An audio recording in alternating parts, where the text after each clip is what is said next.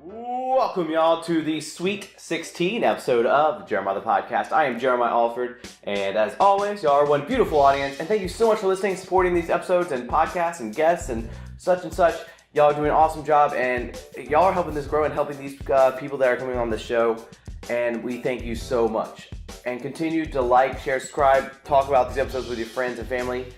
Much help, much support, and y'all are awesome, so appreciate it. Thank you for everything. Today we have the great Erin Jenkins with us today. She is a national elite lifter, recently competed at Nationals in Chicago, has come back down to her home in Lexington, South Carolina, where she's a coach at CrossFit Optimize in Lexington. So if you ever need a gym and you're in South Carolina, CrossFit Optimize is a really good location. Recently formerly known as Iron Mary's, but now into CrossFit Optimize. So great establishment from the two people. If you're in Lexington, you might even see Erin yourself. As far as weightlifting goes, feel free to hit up Mash Mafia or Mash Elite at mashelite.com and pick up any of their ebooks.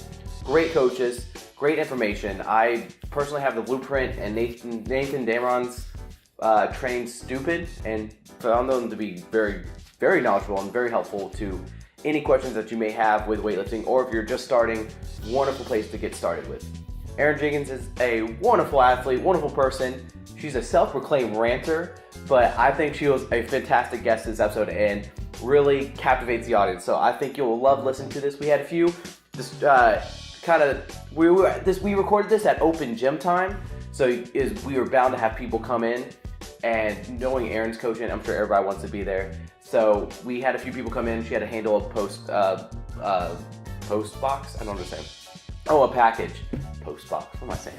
She had to handle a package, and so there's a little cutout one section, but besides that, everything's natural. I like to keep it. I like to always say I edit quality, not content. So keeping it real for y'all. I love it. Adds cool dynamics to the background. I thoroughly enjoy it when I'm listening to something that I work on a loader a good bit of the time, and so that's 6 to 8 hours straight on a machine where I'm just sitting and driving, and so I love to have something in my ears. And if it's something other than just conversation, like a little background noise, it adds a little character to me. So I add these little things in, so if you have a problem with it, I guess just fast forward. But without any further ado, we have the great Erin Jenkins. And away we go. Well, if anybody's gonna have them, but you gotta add your own little special flair to this episode. That's it. And you've never done any public speaking before or anything like that? I was forced to in college. What, you had a class? Oh, yes. What class? Was that a good class for you, or? No, it was not, because I'm terrified of public speaking. Really? Why? How are you? You coach, I'm sure, way more many people than it was in that class. Well, I take that back. It's gotten a lot better over the years, especially when I was kind of selected back when the old owners had Iron Mary's to run the competitions that we had there. Yeah. So I had to talk to all the athletes. And I'll never forget the first one we had. I was standing there, and when your voice is shaking. And now it's just when I do them, I'm it's a little bit more authoritative. But as far as work related stuff, I have to get up and talk to people. I don't know. It just gets kind of scary, I guess. Did you work under a CrossFit Iron Mary's, or is this part of CrossFit Iron Mary's? Okay, so CrossFit Iron Mary's no longer exists. It went away. It was purchased by a good friend of mine. He bought the first location. Mm-hmm. And then we rebranded about a year and a half ago, I want to say. Okay. To CrossFit Optimize. Gotcha. So we have 3 locations. Are you okay? West Columbia here, and one downtown. Gotcha. Because I started seeing right across from the baseball stadium. I started seeing my gosh, I'm forgetting his name now. Hardwick? No, it's not Hardwick. Carl, yeah. And all the other people that were with Iron Mary's. I'm like, wait, what, they're doing both now, or? Yeah, no, they recently rebranded. I want to say a year and a half ago. I don't know. I can't keep track. Stuff goes by so fast. Yeah. And how long have you been coaching? You did CrossFit 5 years ago was your first time. Yes. I started CrossFit at Iron Mary's 5 years ago. And then I CrossFitted for a year and kind of shadowed under the coaches that we had at Iron Mary's. And then I went and got my level 1, so I've been coaching here for 4 years. Mm-hmm. I actually just got an email from CrossFit telling me that my level 1 expires next year. Oh, congratulations. So yeah. I'm like, all right, got to start thinking about re-upping. Do you just have to go and go to another certification class, or do you just have to do an online test, or what's the No, you have process? to do another certification class, but the way that CrossFit has it now, it would just make more sense for me to go get my level 2 versus redoing the level 1 because they're the same price. What does level 2 now require? Is it hours of coaching? Well, the level 2 is more, my understanding, I haven't looked into it a lot yet, but my understanding is they basically they make you coach a class. Yeah. And they teach you how to coach it efficiently and also make sure, you're giving the proper cues and all that stuff. Mm-hmm. So it's actually probably going to be very different than the level 1 where they're teaching you how to air squat. Yeah, the very, very basic calisthenic movements. And then, yes. Did you even learn any barbell movements with CrossFit level 1? Nothing that I didn't already know. Oh, okay. Because I'd been CrossFitting for a while. And then, I had a coach that I was one of those annoying athletes that, like, even in the middle of a workout, I was like, I'm going to raise my hand and ask a question. Am I about, doing like, this technique? right? Okay. Oh, yeah. I was too anal about it. Like, I was like, I'm going to learn this. Have you always been like that? Like, even like in school, you're like, I'm very type A. I'm a perfectionist. I'm a control freak. So, yes. Did you like art? Did you ever like art, or what did it bother you? Terrible. I was terrible at art. What do you mean? Why did it bother? I was not good at, like, drawing and stuff like that. I can't play an instrument or anything like that. I'm a planner. I'm a planner by nature, and I like to know what's going on. I like to be in control of situations, and so you're too much like tight gripping everything. Yes, pretty much. Is that how you are in your relationship too? You like the planner, and he's like the creative type, or like? Yes. I'm the control freak, and he is the let's go have fun, let's go, do all this stuff, and I'm like, I need to know where we're going, what we're doing, what time we're going. And he's like, let's just wing it. And I'm like, no, I can't wing it. I'm that same way. I'm that same way. Me and my girlfriend are planning our trip to Colorado because we're actually moving out there. And so nice. she's like, we got to Colorado. plan out every step. I'm like, well, if we get there, we'll figure out something when we get there. Like, yeah. I have friends in Colorado. I love Colorado. We were just out there, actually. No, wait, where for at? the Boulder Ironman. Oh, okay. We have friends in Denver, and he ran his 13th Ironman when we went out there. We went out there and surprised them. They didn't know we were coming. Oh, my but I go to Denver about 2 to 3 times a year for different. It's mostly dog-related stuff, but... What kind of dogs do you have? Is it dog or just dog? I have dogs. Okay, gotcha. 3 dogs. I have... Full house. Yeah. And I have 4 cats, 2 chickens, and a mouse. Anything else? Yeah. No, that's pretty much it. You're prepared for the great flood, basically. Yes, yeah. No, I have a Chesapeake Bay Retriever, and I have an English Shepherd, and then we have a Border Collie Australian Shepherd. Okay, and they're not small dogs, I'm assuming. Well, the Chessie's about 70 pounds, and the other 2 about 40. So okay. They're not Medium. Gigantic dogs. It's not like I have 3 Great Danes. Do they go a long way with the cats? Yeah. Our cats always fall on our dogs. They don't bother. They don't bother their cats. If it's a strange cat, I'm not responsible for what they do. But if it's their cats, they don't care. They don't mind them too much. Did you grow up with that many animals in your house? No, I actually grew up. My dad would always make us get rid of our pets. Oh, so once I got out on my own, I was like, I'm gonna have all the animals. This is my freedom. Yeah. Have all the animals. And my husband has pretty much accepted the fact that I'm gonna come home with random foster dogs or foster cats or whatever. Mm-hmm. So you probably see turtles crossing the road, and you get up and move it. Yep. Easily. Get out and move them. Yeah. No second thought. Yep. Yeah. Well, I was a biology major, so that it's kind of in me to save the animals. And I worked for a vet for 5 years, so. Oh wow! So you're all about animals. Where'd you go to school? I went to school at USC Aiken. Okay, just right up. I had a friend of mine graduate. What year did you graduate? I graduated. I don't want to date you either. 2000 and oh geez, I don't know 2007. Yeah, 2007. There you go. Yeah. Yeah. I was supposed to have a friend of mine, Allie Edens. I don't know if you ever met her. She was probably in a whole different department, probably. But small world. Yeah. With what were your plans when you had that degree? Did your path from college differ any from what you actually ended up doing? Very much so, because I was originally planning to go to vet school. Oh. And the vet, bless your heart. The vet that I worked for, she was a workaholic. She worked all the time. And she would never tell anybody no. So we would be there late because she was always, wanting to help. And I was like, I saw myself in her, and I was like, that's my future. I was like, I don't know that I want to work that much and not have a life. And not to say that she didn't have a life, because she did, but she worked so much. And I was like, that would be me. Yeah, it would consume you. Yeah, I was like, it would be all work. And I was like, maybe vet school's not the route I need to take. So I just got my degree and got out of college and got a job with the state, and the economy crashed, and I've been in the state ever since. Word. What other aspects of like life that you were wanting to see? Was it like relationships? Was it like a nightlife, a friend like social life? Or, Oh, what do you mean? Like you were talking about, like you didn't want to be overconsumed with like work and a career. Yeah. So what aspect of the other side really kind of drew you to it? Like the freedom to work out, or were you? It was just kind of like your freedom to do really anything, because she was always at the clinic. She was a phenomenal. So always overtime and everything. Yeah, she was an awesome lady. I mean, I admired her so much, and it's just, you know, she did have her stuff that she enjoyed. She enjoyed riding her horses and all this stuff, but her time always just seemed fairly limited, and I think the door is locked, so hang on one second. Do your thing.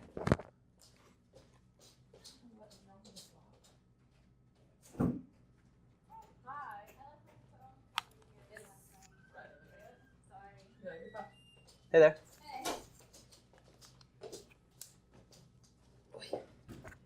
Is this the open gym time right now? Yes. Do people normally come in at this time, or is it? Well, actually, it actually starts at 5, and she left her phone case last night, so she's just here to pick it up. Word. No problem. Yeah, you're welcome.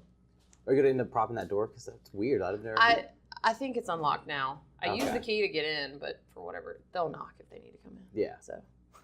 Also, I like your tattoo, by the way. Oh, thank you. Thank you. When did you get that one? I got this one probably 2 years ago. I have a few. Is it true what they say? Like when you get one, you're like, I can't stop. It's like an itch you can't scratch anymore. I think it is for most people, but there are some people that they get. Like my sister got one years ago, and she's never gotten another one. And then it's just, I guess it kind of depends on your pain tolerance. Because some people will get one and they're like, I'm never doing that again. Because everybody's like, does it hurt? I'm like, it's needles in your skin. Yeah. What do you think is going to happen? And then the recovery process, especially this much detail, yours looks like intense. Yeah. What was yours mean? That one? Mine don't really have meanings. Yes. Per se. I just wanted, and this is actually a cat skull. There goes that again. It's just decoration at this point. Yeah. But this is a sugar. I always wanted a sugar skull. I saw that, yeah. Since I love cats, because even though I have dogs, I'm a cat person. Okay. We made it into a cat skull and just added some flowers and stuff like that. So. Is your husband all in the animals too? He actually had never. He was in the military, and his job now, he still goes overseas, and then he'll come back home. And he had never had a dog. He got his first dog when we got together. We'd been together like a year, and we got his first dog. So I can't say that he was actually into animals before. But he's kind of for like I said, he doesn't have a choice at this point. So he's head deep into it now. Yeah.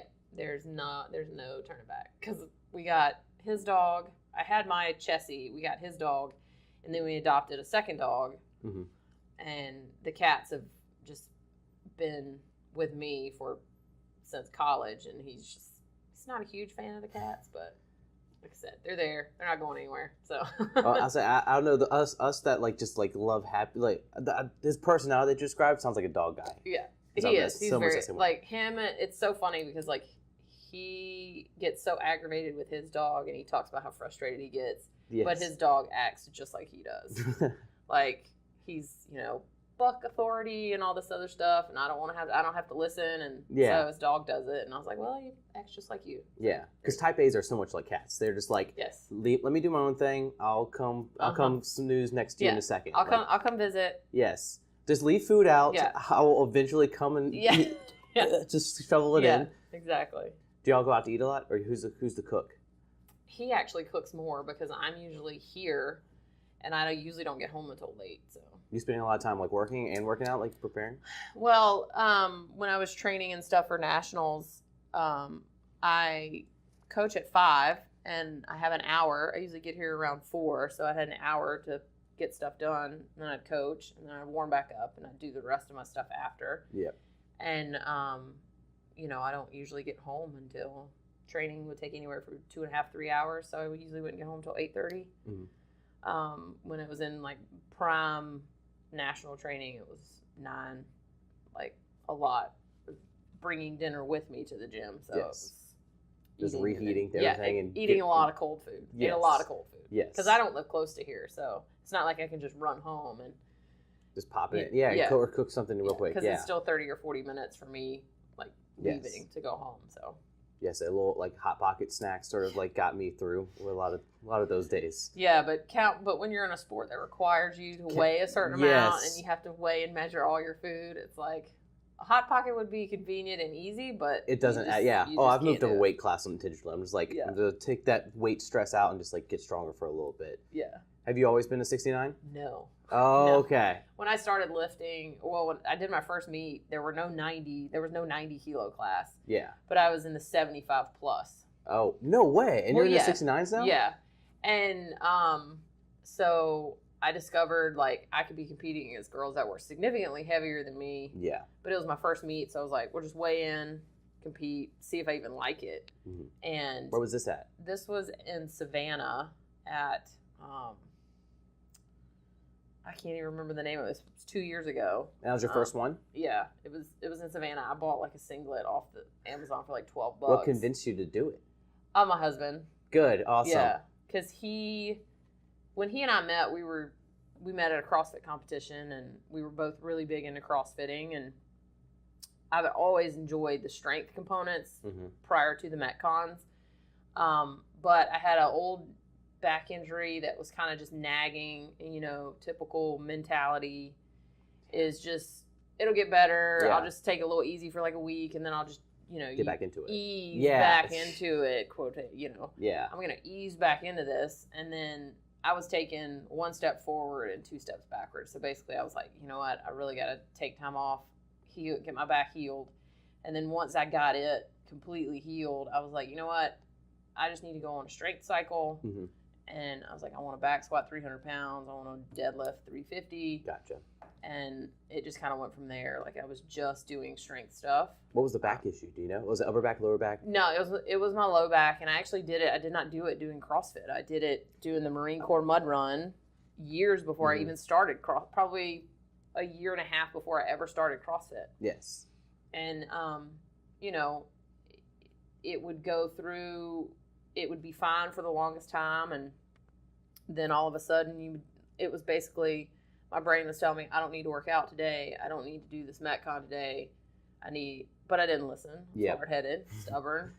And I remember one time when I re-aggravated it, I got up that morning and I was like, no, I do not need to go do this. But it was the Christmas Metcon. 12 days of Christmas. Oh, you can't miss that. And that's the mentality, right? Like, I can't miss it. And I went and I did it, and I think I got to the first set of like thrusters or something, and my back just went. And I was like, I'm just gonna unload my bar.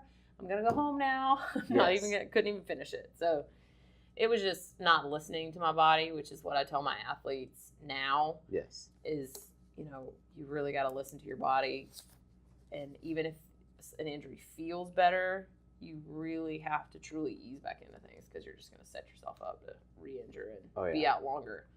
Did you do sports in like high school or college? No. Well, I played a little bit of soccer, probably my junior and senior year of high school, because we didn't get a soccer team until then. Yeah.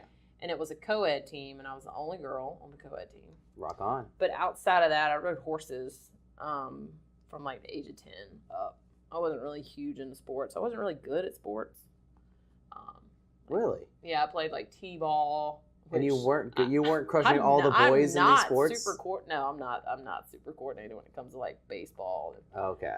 That sort of stuff. But it comes to functional fitness, you got them. And well, the weightlifting, yes, I have. The weightlifting I can do. So. You feel more confident in the weightlifting versus your CrossFit abilities?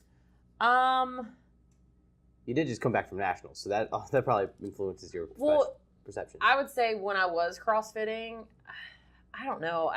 I remember when I had been CrossFitting 6 months, and my coach at the time talked me into signing up for this CrossFit competition.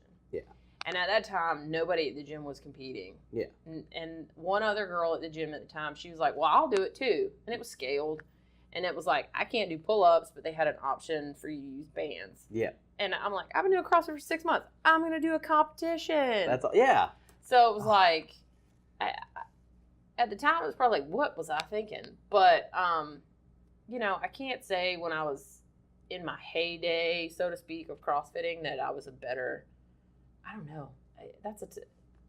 I don't know. I just always felt like my strength was the strongest component versus my Metcon abilities. Just because, like, when my heart rate gets up, everything just gets kind of woozy and just I'm like, this is not fun. For some reason, it's easier to push through a 2-rep max back squat than it is a 20-minute EMOM. Yeah, or a 20-minute AMRAP. AMRAP, there you go. Yeah.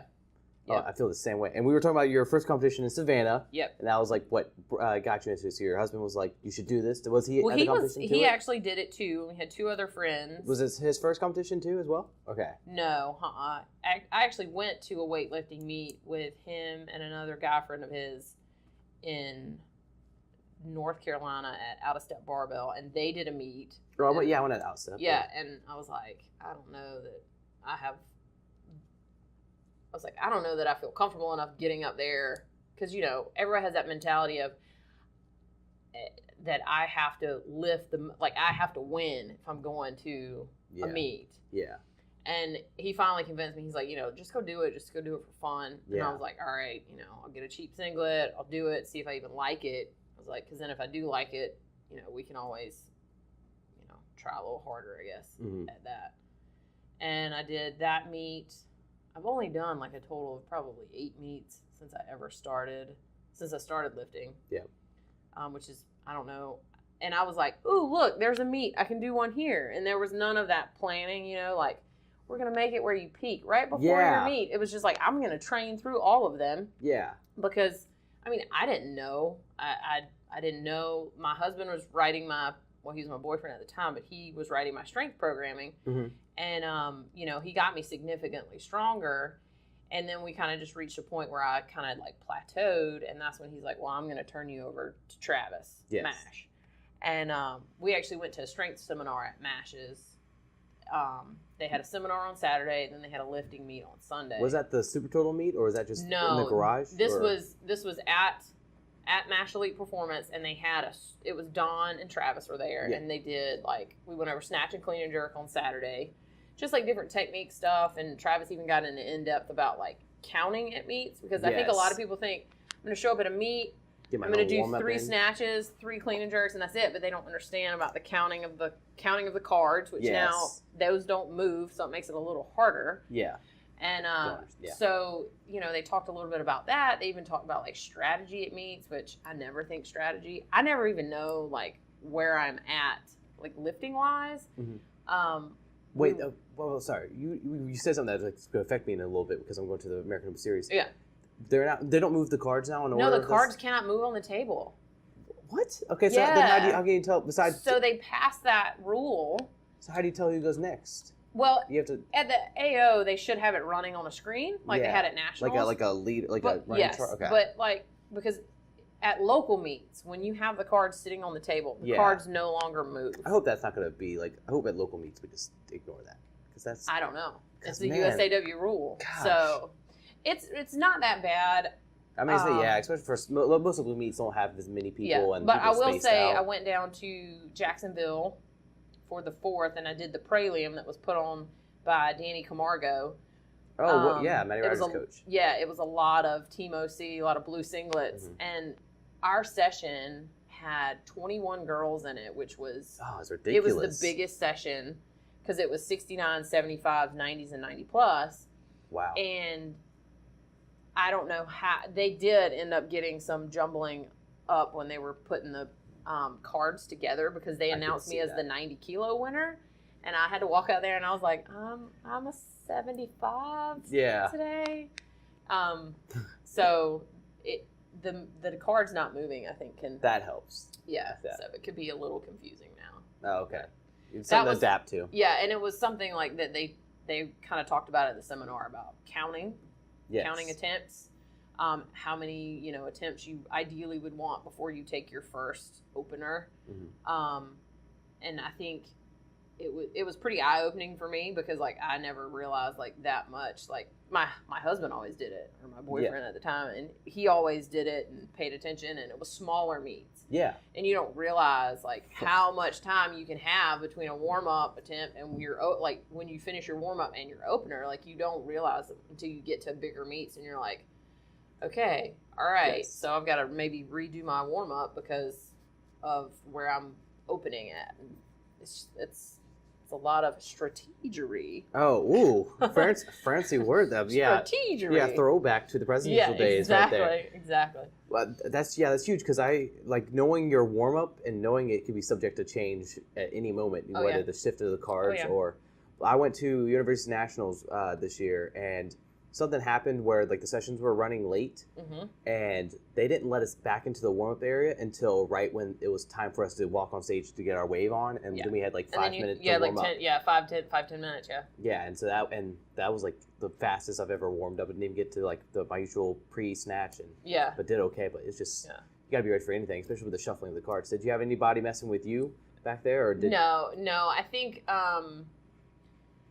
like Saturday. Or when I did the one in Florida, I did my opener, and then I opened my clean and jerk opener was 98 kilos because I didn't realize how long our session had been running because I had taken my watch off. Okay. And so like I weighed in, I ate, but I didn't eat again, and I should have eaten again mid-session. How long was the session? It was 3.5 hours. Wow. Yeah. Oh, wow. Yeah. And then after my like second clean and jerk attempt, I saw somebody's watch and I was like, oh my, no wonder everything feels so heavy and I'm so tired right now. You probably have no more adrenaline in the system. And so I opened at 98 and I went and I sat back down and a girl bumped up her attempt. So I had to turn right back around and go out and clean and jerk 100. Mm-hmm. And then there was a girl at 101 and then I went out to 102 and failed on the jerk. On the 102 because I've had a little wrist issue, so it was all shifting to the right, so there was no holding up at that point. But you split jerk or power jerk? Split jerk. Yeah. Not brave enough to power jerk. Yeah, because I feel like eventually it'll just go into a full squat, and I just don't trust myself in that power squat. I feel like I'm just gonna like end up within the back rack position and be like, so I'm just Have you ever guillotined yourself from a snatch? No. Oh, one time, but it wasn't as bad as it looks. It looks so terrifying on those Instagram all those fail videos. Oh yeah. Oh, I cringe every time. I can't watch those things. When someone brings that around, I feel like a vampire to a cross. I'm like, get away from me. Yeah, people tag me in it. They're like, "Has this ever happened to you?" I'm like, "No, thank goodness." No, and don't put that in my head. Or when you're like about to lift a weight, and someone's like, "Man, that's really heavy." I'm like, "Don't say that." Yeah. My subconscious didn't know that, but now it's fully aware that this is gonna be tough. Oh yeah. With weightlifting, what has been your biggest like struggle that you've overcome?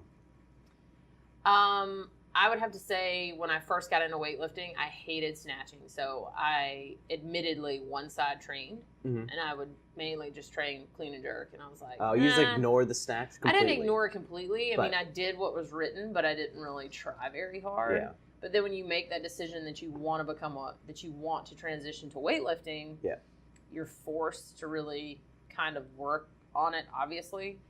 And to be, when I decided to cut down to the 69 kilo class, obviously everybody knows Maddie Rogers is in 69 and, she's pretty much unbeatable. At this point. She's pretty, I mean, she's pretty up there. I mean, there are some up and coming girls that are, could potentially give her a run for her money, but Erin Jenkins. No, Erin Jenkins is waiting to be a master. Oh, word. I've only got 2 more years, so. Turn up. Yeah, exactly. Yeah. I'm like, woo, 35, come on. But no, it was probably getting more confident with the snatch and more comfortable with it. I'm by no means super confident with my snatch because like at Nationals when I was warming up, I knew in my warm-up, I was like, no, about 80% is going to be my max today. Because, I mean, you know, you go in and you're like warming up and you're just like, this is not going to be a good snatch today. And then clean and jerks felt good, but they were really brutal on the jerks for our session. Yeah. They start feeling really heavy.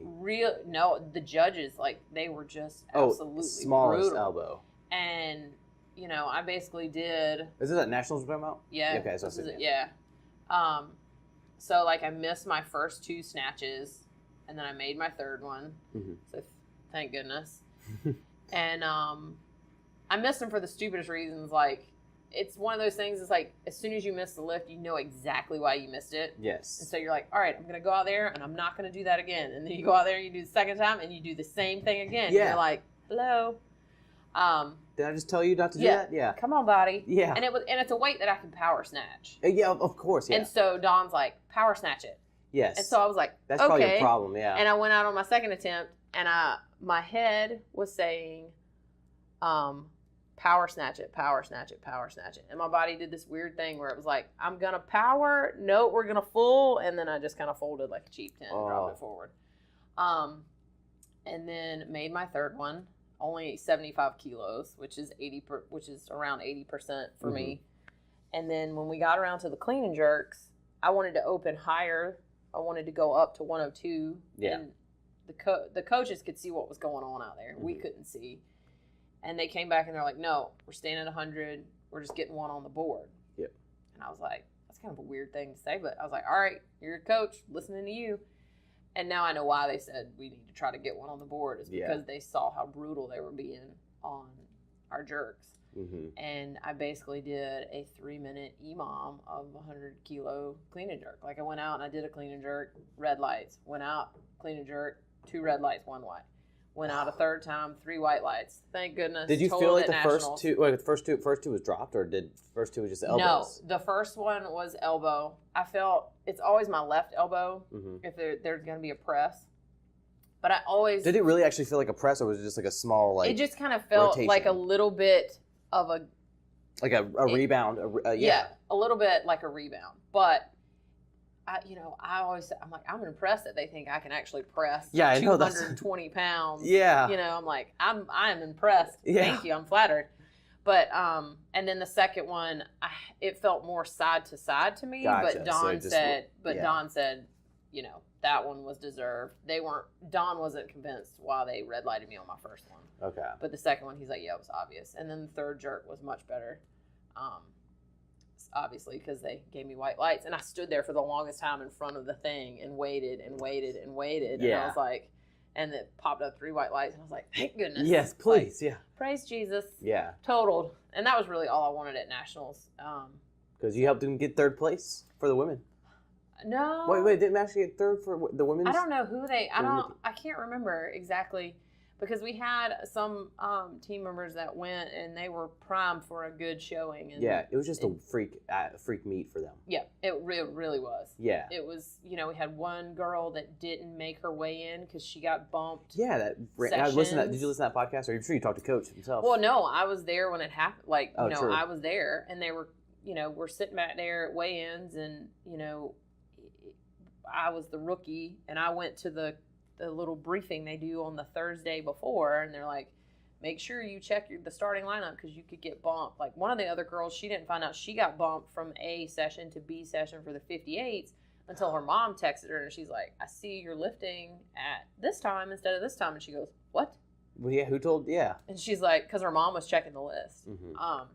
And it was an odd meet for them, but they still had some really good like December, and Hunter did pretty well. I'm sure not as well as she wanted, but those two. She's a beast. Yeah. Hunter she's one that could, really make some big moves. She hasn't been lifting very long either, so she's very new still and super strong. Yeah. Super strong. Strong couple of those two. Yeah, her and Nathan. Yeah. My gosh. Yeah. Yep.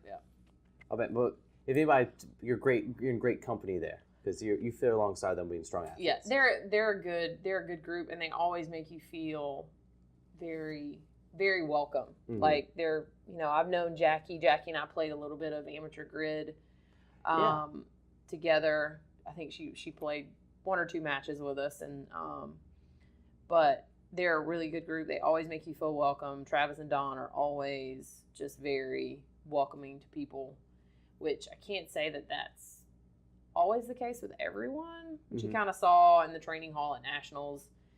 And I'm sure it's like that in any sport. You know about other teams? Well, not other teams. Well, I guess technically they are other teams. But, some people are very like, hey, how are you? It's nice to meet you. And then there are some people that just give off that vibe of don't talk to me. The don't RBF look in my direction. Team face. Yeah. Like, just, we're too good for that. Yes. Now, they may not be that way, but that's kind of the vibe they give off sometimes. But yeah, I've noticed that with a little bit of weightlifting. Like, everyone's like sort of friendly, but then there's still like my way or the highway. And I think it's just that competitiveness. Yeah, it's a very individual sport. Yeah. Some people are way more competitive. It's like I said, I never know where I'm at. Like I had no idea that when I was in Florida, I was one of the last 3 girls lifting. Yes. I didn't know that wasn't paying enough attention to realize at Barbell and Bruise when I qualified for nationals that I was one of the last 2 girls lifting in clean and jerk. I had no idea. Like, I'm that's oblivious. Awesome. Like, I'm just... You're just doing your thing. Yeah, I'm just like, I'm lifting. And then there are people back there that are like, you know, bumping up this or trying, you know... They're playing a game back there. And you're just like, okay. Because when it happened in Florida and I did the 98, and then all of a sudden the girl shifted, and so it was immediately me following myself. Yes. And I kind of looked at my husband and I was like, is this, are we playing a game right now? Yeah. And we just kind of laughed about it because I was like, like I said, I didn't even realize there were only 3 of us left. I had no idea. No clue. It's just it's the cool thing about sport. I think it's the fact that we're that still is such a grassroots sport, right, a garage sport, that if you can make some money in it, it's very cutthroat to make that money. Oh yeah. Yeah. And like at local meets, it's like you might win a gift certificate. Yeah, I was out. Yeah. Like I won the Sinclair total at the CCF meet, Carolina CrossFit, and I got a gift certificate. Go you. You know, you win, like, I think down in Florida, you got a Nike like backpack. Yeah. The USAW backpack. Yes. And a medal if you won your weight class. But, you know, for me, it's just, I don't care if I go and win I had no idea I was even going to win my weight class. Yeah, you just had... And they were like, 75 kilo lifter. You know, I was like, oh, cool, fine. Because for me, it's more about the PR, like the higher total, or 1 kilo on my snatch, or 1 kilo on my clean and jerk, or... Were you even planning on trying to qualify for nationals, or was that just a byproduct of... No, I wanted to qualify for nationals because I knew I could not go to the American Open because I was getting married the weekend of the American Open. Wait, like last year's American? Last year's American Open. Oh, so you just recently got married. Yeah, I got married. Congratulations. Yeah, the Saturday while the American Open, it was December 9th, 2016. Yeah, it's 2017. It's only been 8 months? 6 months? Yeah. Around then. How's it feel? It feels no different than when we were together. It doesn't feel like different to me in any way, because like it's when you're committed, it's why you're committed. So you learned any lessons since over those times of like how to function in a married relationship, or is it any different? I don't feel like it's any different really. Because I mean, we've lived together for a while now, so okay, it's kind of following the same pattern. Yeah, pretty much. Where'd y'all go on your honeymoon? We have not gone on a honeymoon yet, actually. Are y'all still planning on it? Yes, we will go next. We're actually probably going to go next year. We're going to go to Hawaii. I think you got some. Oh, yeah. Hang tight. How'd you do your thing? Gotcha. It depends. It varies. It's hitting the Wednesday or Thursday. I keep forgetting what day it is. I get so busy during the week, you just like lose track. Yeah, I just realized that. I just remembered that today was Thursday. Yeah. It's like, oh, dang this thing. You make me learn so much more about that lapel mic. Sorry. No, it's all good. How are you liking your watch, by the way? I like it. Did it actually count how many calories you actually burn, or? You know, I don't really know. It supposedly does. It tracks steps, sleep, all that stuff. I couldn't tell you how accurate it is, though. Why did you get it? Are you a wristwatch person? Yeah, I like to know what time it is. And then I was like, well, if it tracks steps and all that stuff. And handles, you wear it during the workouts? Mm-hmm. Yeah. Do you still CrossFit any alongside your weightlifting, or is it just now weightlifting focused?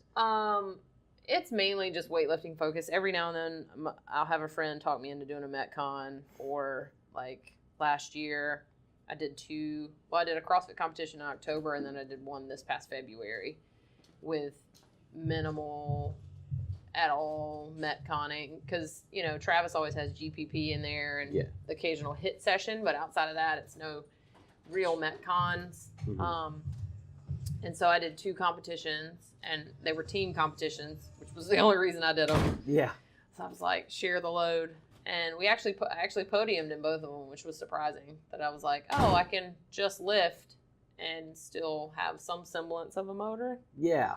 So that was kind of nice and kind of cool, but no, I don't really Metcon anymore. Is coming back to like CrossFit workouts, or is that like is there a different feeling now that you're coming back into it? Is it like bittersweet because you're like, oh, meeting a friend again, or is it kind of like, oh, I don't want to ever do this again? It's more of. Can you talk with? Yeah. Yeah, I just need somebody to sign where I check the AED. She's your lady. Outstanding.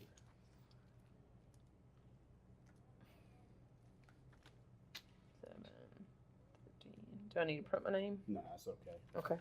You just sign one more time right there electronically. Oh, I'm Scott Brewer today. Yeah. We know you look better than that. Thank There you. you go. You're welcome. Good thing I I'm gonna give you that because that's gonna get lost. I see you playing with it. Are you a fidgeter? Yeah. You have a good one, sir. You too. No, I don't think I'm really. I'll fidget if I get nervous, but I don't know. You don't like click pens or play with anything in your hands? No. Have you? And you didn't get into that fidget spinner craze? Oh That all no. the kids are about?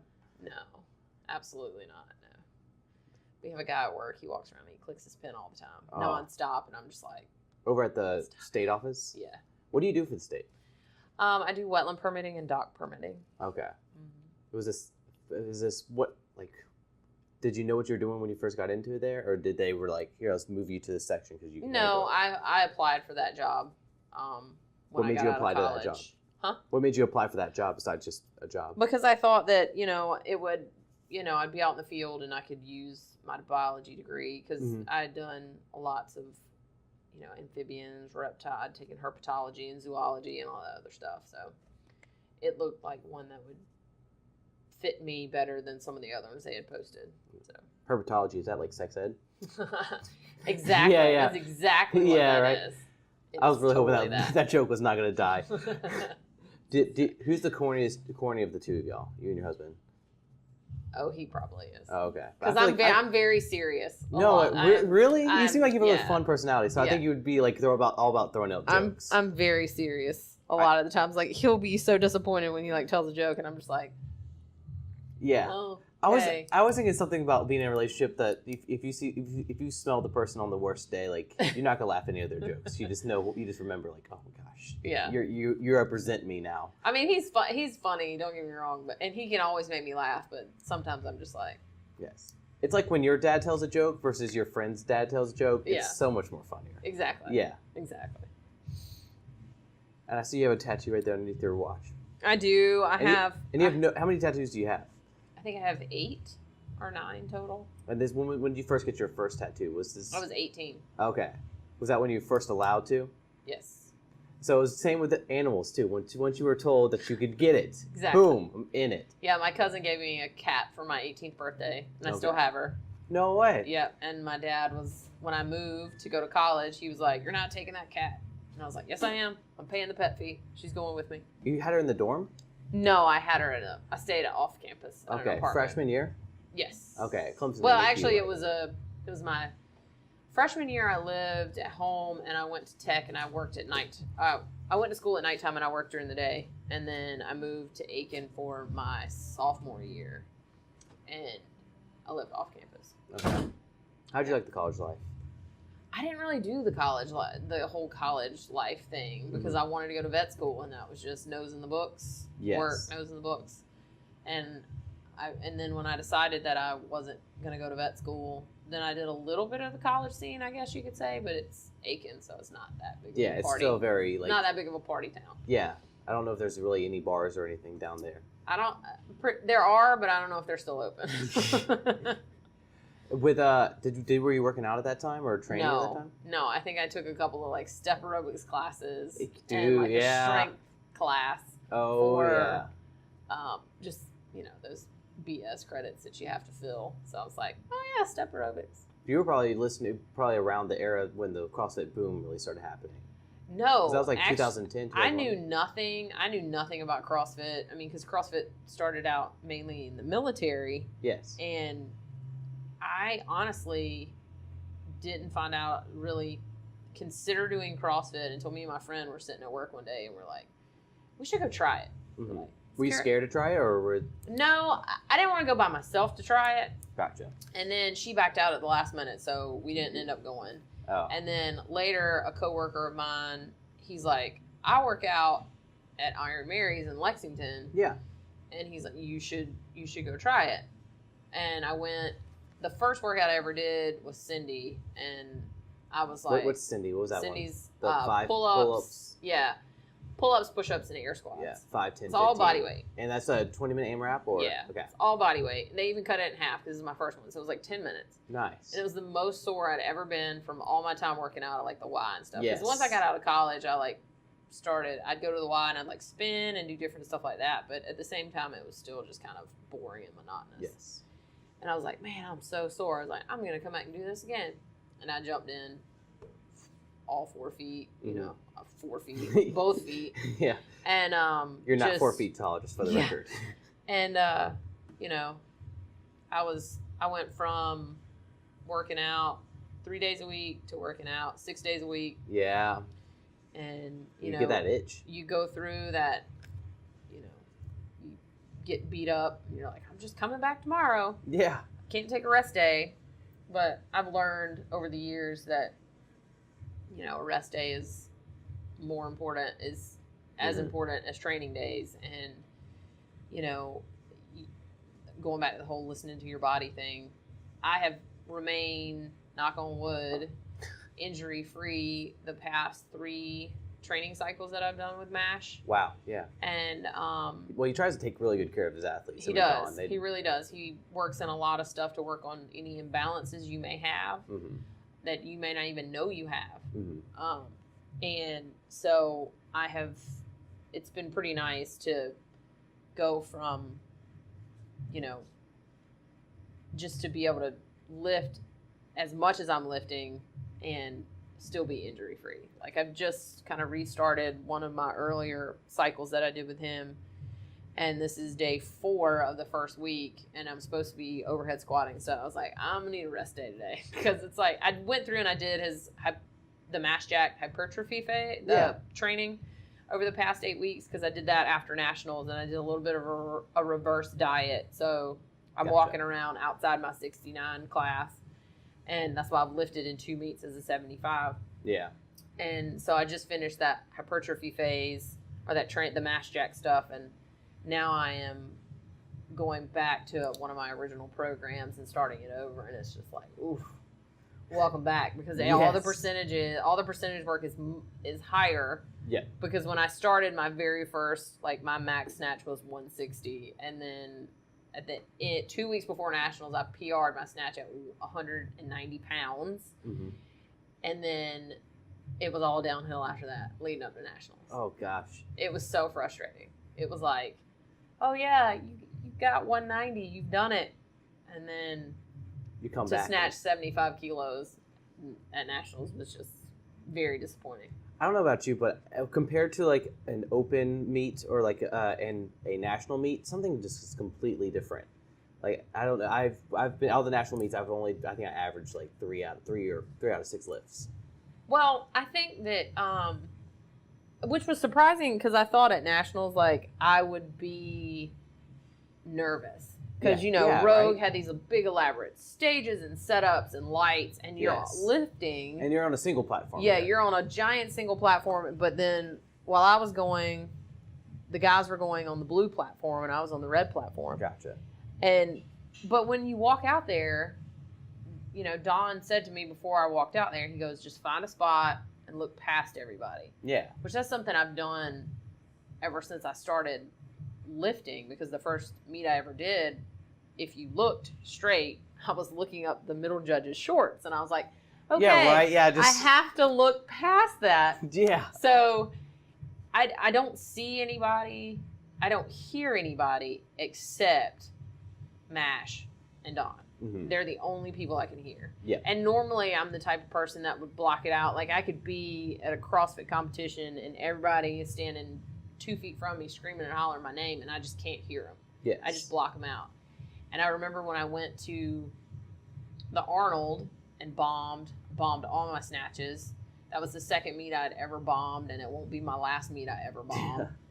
And, I could hear Don and I could hear Travis. Yep. And, I could hear them over everybody else. But it's kind of cool, because when I first started lifting, I would be a bit of a basket case. If I would miss a lift and warm up, it would totally rattle. Mentally, it would rattle me. And I'm just like, oh, expletive, I missed that lift. And it would just, mentally, it would really mess with me. Yes. And I remember the first meet I went to that Travis Mash was actually at, and it was Barbells and Brews when I qualified. I went 6 for 6. I PR'd my snatch. I PR'd my clean and jerk. It was the first time I had ever cleaned and jerked 100 kilos on a platform. And that was like literally all I ever wanted to do was clean and jerk 100 kilos. I was like, if I never clean and jerk any heavier than this, I was like, that's the number that I wanted. Mm-hmm. And I did it there, and I had a miss in the back. But Travis has this really like, I can't say that it's like that for his other athletes, but for me, he has this very like calming way about him. So like it just, I didn't get rattled. I didn't get frazzled. It was just kind of like, he's like, just sit down. Yeah. Have some water. If anything, he just has an air of certainty for him. Yeah, and like I guess. When you're around someone that's certain. Well, and it's also that whole, they make you feel so like comfortable and welcome, and you know, they just kind of bring you in. So that was kind of cool. And he just gets so pumped for his athletes and stuff. So that's really cool. What made you decide to join Mash Elite? Was it your husband or your boyfriend at the time? Well, like I said, we had gone up and we had met Travis and we had met Dawn and at the seminar. Mm. And that was when you were still training under your yes, when he was still writing my programming. And they talked a little bit about because he asked like who was doing my Travis Mash asked my husband who was doing my programming. Yeah. And he said that he was writing it. And whenever we kind of reached the consensus where my husband's like, I've gotten you as far as I can get you, and we were looking, or he was looking at another coach for me, when you want a coach that's going to get you strong, or when you're looking for a coach or any type of programming, I don't care if it's programming for CrossFit, mm-hmm. you're gonna find one that has produced athletes, like produced results. And if anybody can get anybody strong, it is Travis Mash. Word, yeah. Period, hands down. Yeah. I mean, he has some of the strongest athletes in the country, and he's relatively close to us. So it's nice that you can kind of go up and drop in and, you know, get coached by Dawn or, you know, hang out with Travis, hang out with the team. But yeah, it was, he thought that Travis was the best fit for me because he knows that Travis can get athletes really strong and produce results. It's kind of really cool to be in this area because we have the whole, like this, it's like the West Coast versus the Southeast right now with like the best lifters and stuff like that. It kind of seems that way, yeah. Yeah, because I'm looking through all the national lists and like it's either bringing me all the way to California, maybe a little bit or along the West Coast, but everybody's in Florida, Georgia, North Carolina, mm-hmm. MASH team. Yeah, because you have Catalyst and they're in Oregon. Yep. Oregon. Yeah, and there's some affiliates everywhere, but with Greg's up in Oregon. Greg is there, and then you've got Juggernaut in California, and so. Oh yeah, and so we had over here we have like Little League weightlifting with like the Wilkes, and then we have Camargo down in Florida, and then we have the biggest CrossFitters are in this area too. Yeah, like we have all the Jacob Andersons, and the Pancheks, the Anderson brothers. Oh man. Yep. Do you ever miss those CrossFit days? Do you ever go back to it now that you have like all this strength now with your snatches and clean jerks? No, I can't say that I do. Yeah. That's bad to say.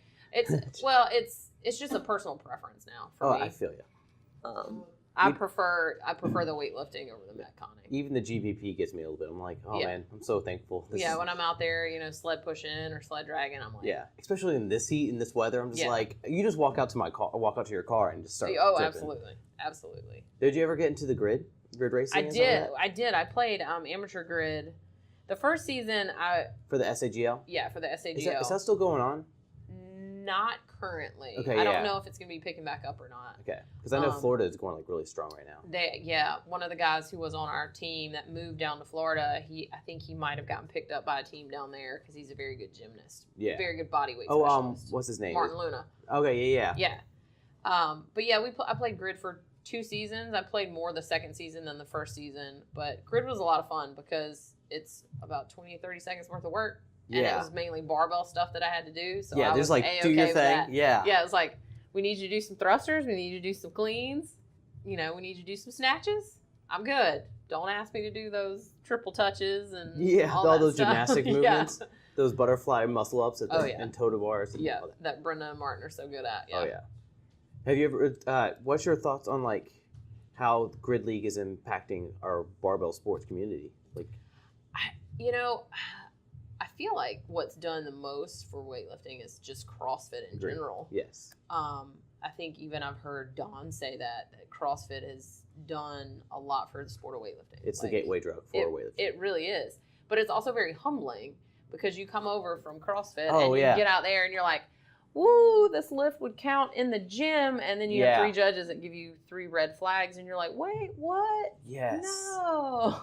And I don't know if you were in it when Rich Froning first like snatched like 300 pounds or something like that, and you're like, oh my gosh, he's so strong, the fittest guy. And then you like, oh, like 77s did it all the time. Like people at 30 pounds, 40 pounds underneath. Exactly. Yeah, once you get in the sport of weightlifting, you're like, holy cow.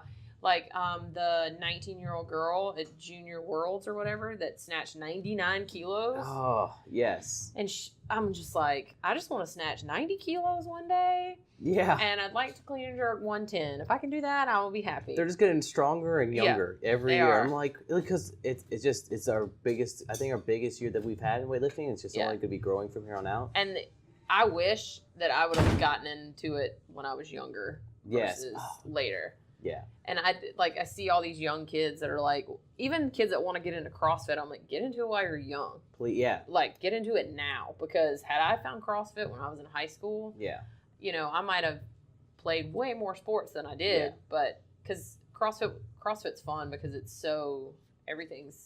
something different every day. Yes. And like the overall strength that you build when you first start CrossFitting, you build it so fast. It's like PR after PR after PR. Yes. And then you know, when I switched over to weightlifting, those PRs are, which it happens in CrossFit too, the PRs become few and far between because everything it takes a lot of time. But I totally agree because I struggled with like weight, my body weight and all that because I was a Pillsbury Doughboy growing up. I was very round, very pale, and if you poked me in the belly, I'd laugh. And so I struggled with that, but when I first started getting into like weightlifting, that was before CrossFit. Like I just was broing out with bodybuilding and stuff like that, supersets and the Arnold method and all that. Yeah. And just how my increase with sports right now, my skill level with sports just like went through the roof. I couldn't imagine doing CrossFit, and these guys are going to like the 15-year-old games division. Yeah, the teen division. Like, you know, I couldn't even hang with some of those 16 and 17-year-old kids out there. I mean, they'd walk the dog on me. Oh, yeah. And there's like CJ Cummings' older brother, Omar. I think if CJ and Omar both played football, I'd hate to be on the line against those guys and get hit by those guys. Yeah. CJ Cummings is amazing. Oh, man. He's kind of like, it's like Matty Rogers. I mean, they're becoming the faces of weightlifting for us. The next generation of weightlifting. Yeah, they're just so good. Yeah. I'm just wondering how long they'll last, being that they're started so young and stuff like that. Like, is like what the, because I can imagine their training cycles or what they're going through. Because I feel like they have really responsible coaches for them to be lasting this long. Yes, absolutely. Their coach's main goal is to keep them as healthy as possible. And then instead of like just competing them every single time, they have a chance to. Like, they're doing a really good job. Oh, yeah. I don't know. But goal is hopefully to bring more money in the sport and hopefully bring like an opportunity for like younger weightlifters like that to actually have a career with weightlifting instead of having to balance being a trainer at the gym and everything outside of gym. Or working a job and then training and Yeah. But it's neat to watch the sport, how much it's grown in just the 2 years that I've been doing it, because it's hard for me to kind of even call myself a weightlifter. Mm-hmm. Because Don even picks at me about being a CrossFitter because he's like, that's that CrossFitter in you, because I have to move at a fairly... Oh, you don't rest that often? I can't. Like 3 minutes is like my max. Yeah. And then stuff starts to feel really, really heavy. Yeah, I'm the same way a little bit. Yeah, so, and Don would pick at me about, that's that CrossFitter in you, and I always have that rush mentality though, because like I have an hour before class and then I have so much time after, so everything is just rush, and it's one thing to the next, and it still takes me 3 hours. That's why CrossFit was always so convenient, because I'm like, 20 minutes? I can do that real quick. I got it, And the people that have the luxury to be able to train like uninterrupted for as long as it takes them to get everything done, I'm extremely jealous of. Yeah. My training has been either like these days has either been super early in the morning, like before the sun rises, or super late at night after everyone's gone to sleep, so I can just focus. Yeah, and see, I can't train early in the morning. It just doesn't work well for me. Oh. It never turns out well. So I'm an afternooner all day long.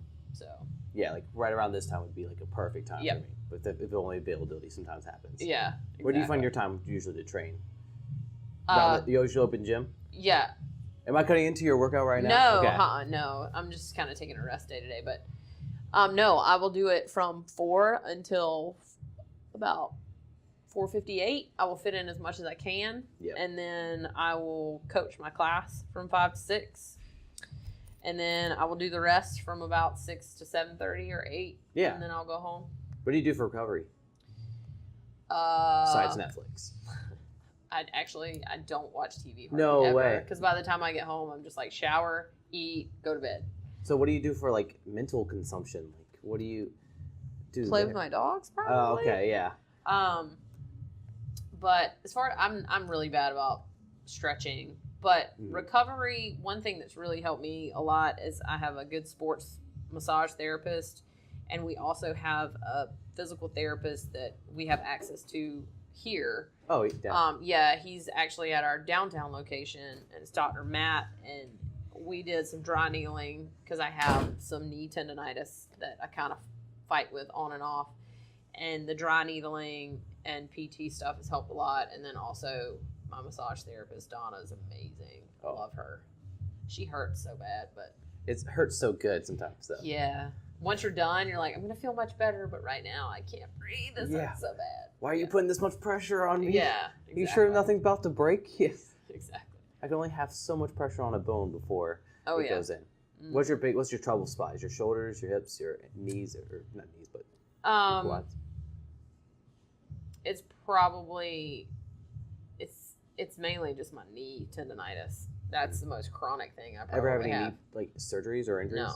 Yeah. No broken bones, no surgeries. You've never nothing. broken a bone in your life? No. You seem like you're such an active person, but is it just like this I should have broken many bones because when I rode horses, I got thrown off more times than I can imagine and never broke a bone. Or you're just on a ranch, or is it equestrian?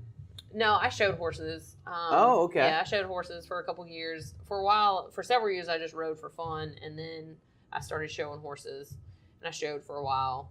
And where are you from again? I'm from St. Matthews. South Carolina? Mm-hmm. Okay. There's so many towns. I know. It's a very small town. Yeah.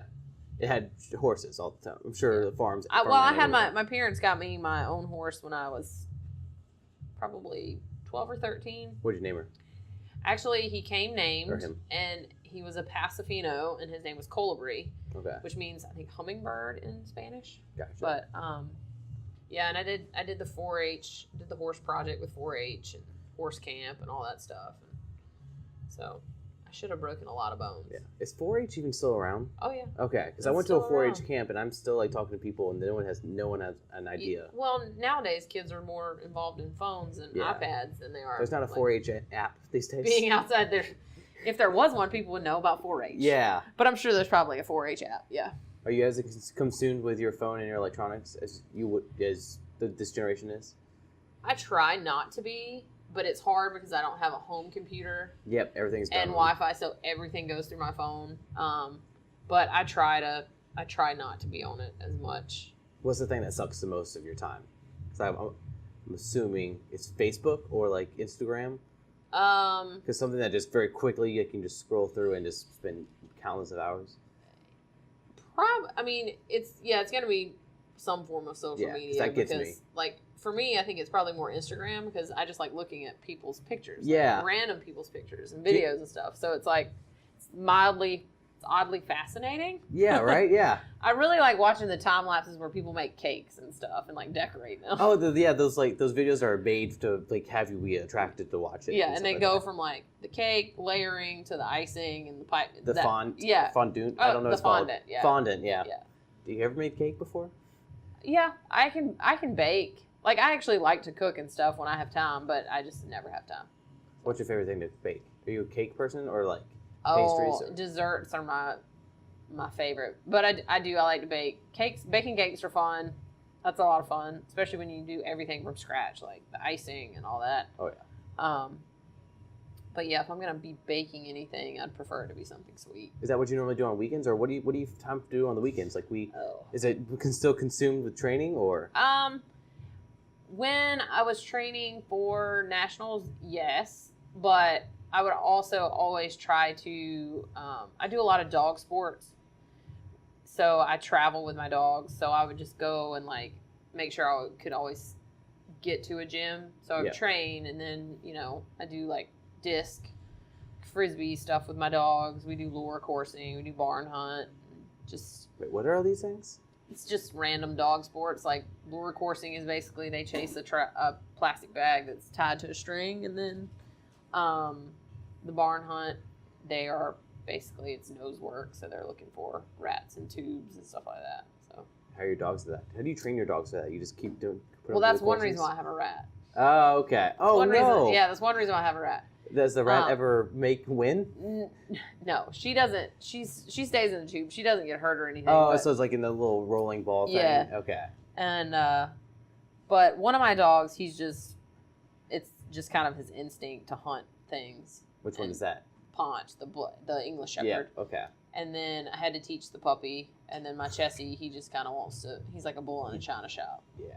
And then the chase in the bag is just prey drive, so they like to chase things, so they just chase the bag. How did you find all these sports? Is that something like you grew up with? Well, you didn't have a family that supported animals, so. Well, I got into dock dogs, which is most people have seen it on Sports Center where the dogs jump for distance into the pool.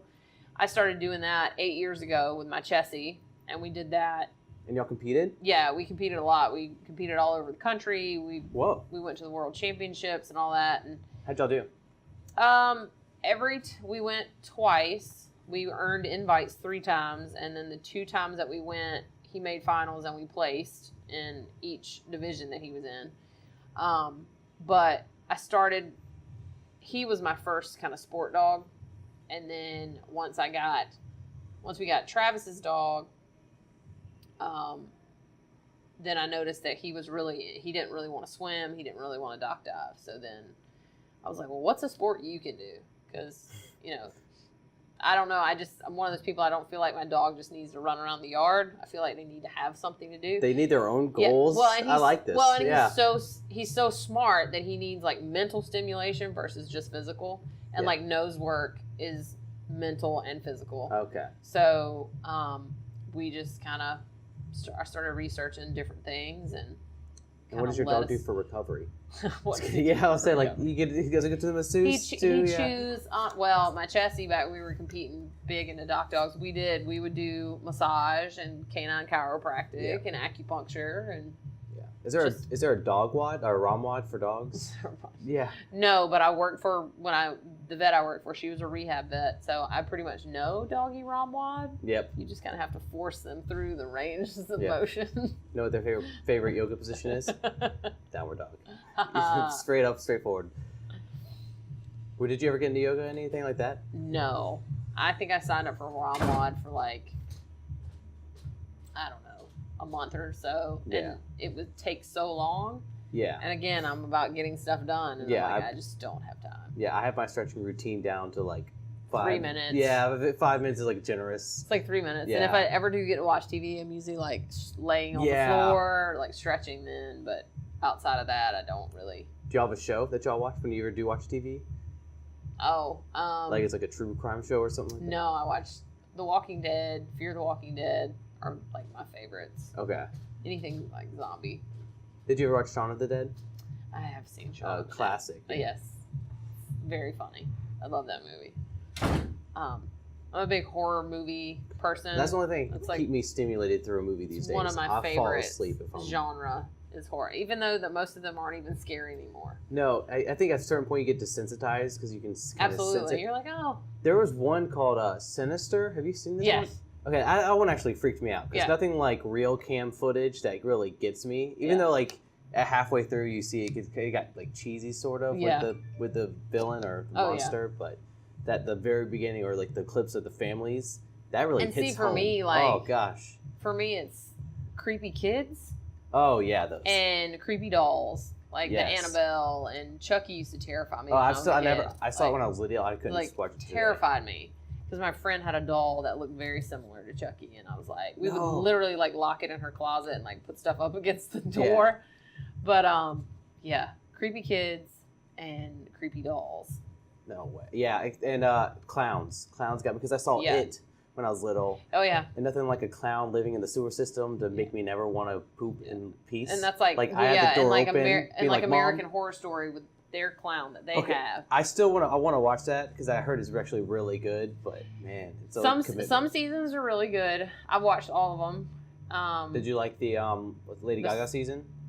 Oh, the Hotel. Yeah. It was just okay for me. Okay, I didn't hit your strokes. Yeah, it's just okay. What's your favorite scary movie? Do you have one? Oh, favorite scary movie. Oh my God, I've seen so many. Yeah. I've seen so many. No, I can't really say I have a favorite. Because lately I've been like very into like Scream or getting back very like romanticizing Scream because I love the horror mystery aspect of it. I will say probably one of the scariest ones I've seen was The Strangers. The Strangers, like and the one with the mask. The home invasion. Okay, I've been wanting to watch it, but I heard it was because like people said it was cheesy or something. Or it was bad. You got to see the first one because I think they made a second one. Oh, okay. But the like original the old school one? No. They're the Strangers. No, it's just called The Strangers, and basically it's home invasion. Yeah. And it's like, people really do that stuff? Yeah. Have you seen Hush? No. Oh, it's kind of like a scary movie. It starts out as a scary movie, but it kind of changes into like an action movie, sort of. I don't know how to explain it, but it's really good. I think you'd like it. It's a cool concept. I watched Split, and I was like... Did you actually like it? I did not. No way, you didn't see it. Because like when you said it, I was like, you didn't like it. I did not like it. Oh, I loved it, but why didn't you like it? I didn't like the ending. Oh, It was very M. Night Shyamalan. Very M. Night Shyamalan. Yeah. You don't like the endings of M. Night Shyamalan? I mean, he hasn't done anything really good since The Sixth Sense, in my opinion. But. Okay, I was too young to watch when I watched Village. That I don't think I fully understood why it was bad and people hated it. But I was not going to watch Mark Wahlberg get attacked by bees and trees. That was in The Mist. Was The Mist? No, The Mist was a different movie made by someone. That was The Happening, where people a guy like got ran over by a lawnmower. I went to the theaters to see that. Oh, I'm sorry that you did that. Is it trail free to go on? Not that I've been told. No. You got a trail now? Yeah. Okay. No, they're planning on making it so that athletes don't have to cross main highways. Gotcha. To run the mile straight down the power line, but I don't think it's open yet. I haven't been told that it is. So. Have you seen Unbreakable? Yes. And you didn't like the ending with Bruce Willis and how like now they're gonna finally make an Unbreakable 2? Yeah. No. Oh, it just didn't ring any bells. Do you have a favorite like trilogy movie or like a series movies like the Harry Potters or Lord of the Rings? I'm trying to. Hey Sheila. I don't know. I'm trying to think. I don't know. I was a huge Twilight fan. No way. I absolutely was. Oh, it doesn't have zombies, but it has vampires and werewolves. Yep, exactly. Team Jacob or Team Edward? Edward. Oh, Jacob. No. He was definitely hotter. Well, I read the books, and I love the books. Yeah, the book was so much different. And so the movies, while admittedly they were a little hokey, it was, I don't know, it was kind of cool. I was one of those ones that went to see them at midnight, and all that stuff. And you had your Team Edward shirt on. I did not have shirts. Oh, okay. Did you bring your husband with you or boyfriend at the time? No, I did not. No, me and my coworkers would go. Oh, okay. We would go. Yeah. And that was when like it just swept the world. It did. That whole like vampire scene, and then True Blood came out, and all these other like vampire crime romance. True Blood was really good too. I liked True Blood. Oh yeah. Did with scary movies and all that, did you ever like get into like acting yourself or any sort of creative arts? No, I can't say that I have. I've been an extra on one TV show. No way. For in what? My entire life. It was One Tree Hill. I was a big One Tree Hill fan way back in college. Awesome. Yeah, me and my friend, we were like, we're going to go. We like sent an email and they were like, yeah, come be extras. And we went up there. You just sent an email, you're like, hey, can we be on the show? Yeah, I would love to be on Fear the Walking Dead since they film it in Atlanta. Oh, absolutely. I would sit in a chair. I don't care if it took me 12 hours to put the makeup on. Apparently there's actually even like training and coaching. They used to like walk the streets in Atlanta and to try to get extras back like the first and second season when they had way more zombies in each episode. But I don't think they're doing that much anymore. Yeah. And most of them, you have to live in Atlanta to be able to be an extra, which I think is BS. I was like... Well, you can't have a residency anywhere else? No. It's a little weird. Yeah. Especially since today we have like so many connections to all over the world that you could probably. Yeah, I know. Yep. But did you think the zombies are still as much of an impact in Walking Dead anymore? Because I hear like at the first season they were like ripping horses apart, but now like they're not even really a problem now. It's mostly just the interactions between the people. Yeah, they've definitely cut those way back, so you don't see them as often. But right now, Fear the Walking Dead is Fear the Walking better. Dead. Is that like like you mentioned that? Is that like the sequel after it or a It's spin-off? not the sequel. It's more of like, because with The Walking Dead, well, they're in Atlanta. This one, they're in California and Mexico. Okay. Like that region, California, and it's like right when everything started. Yeah. And then The Walking Dead, we're deep into it at this point. But Fear the Walking Dead is basically watching everything implode, whereas The Walking Dead started when Rick woke up and everything had already imploded. Oh, so it's a prequel to it. Kind of, sort of, yeah. Yep. I know way too much about these shows. That's awesome. That's way where our too much culture about is. these shows. Well, because like I'm sure that's what you put on. If you have like to put something on real quick or for an hour, you slide. It's the only reason I still have DirecTV. Oh, you still have cable? Yeah. Only thing I watch on cable is Impractical Jokers. Because it's always on, and I love that show. Have you seen Impractical Jokers? Yes, I have. Okay, and they're like, aren't they? No, they're in New York or up in the Northeast or something like that. My husband loves South Park and Ridiculousness. Oh, yes. If he's home and the TV's on, it's South Park or Ridiculousness. I don't know if I can watch Ridiculous. I've seen too many like America's Funniest Home Videos growing up. Yeah. And then Tosh was like, okay, and then I just feel like everything's just I saw The Soup with Joe McHale. I used to watch that all the time. Yeah. And I feel like it's just another one of those shows, and I can only see those things so many times. Yeah. I'm subjected to it quite often. Nice. Well, it's one of those shows that are always on. Yeah. So. And what was the other show? You said Ridiculousness, and what was the other one? South Park. South Park. Are you a South Park fan? Well, I was not a South Park fan. Yeah. But it's on so much at my house. Yeah. I wouldn't call myself a fan, but you're a little bit invested into it now. I can find the episodes funny. Yes. Some of them funny. Yeah. It's just they're able to touch a line that not anybody else can touch anymore. Yeah. Because we're so very like safe. Yeah. Yeah. Yeah. Exactly. Well, because now everybody can listen into this conversation and analyze everything we say. They're like, "But this is boring. They're talking about TV." Yeah. I'd rather go watch TV right now. Yeah.